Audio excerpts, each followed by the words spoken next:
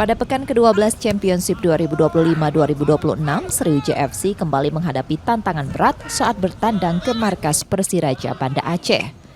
Kondisi tim belum membaik usai kembali menelan kekalahan pada laga sebelumnya.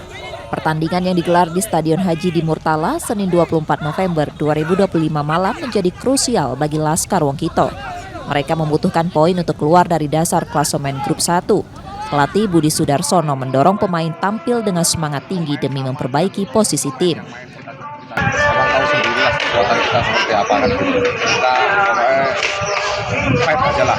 Kita berjuang untuk sampai ke putaran berikutnya. Kita bisa masukin pemain.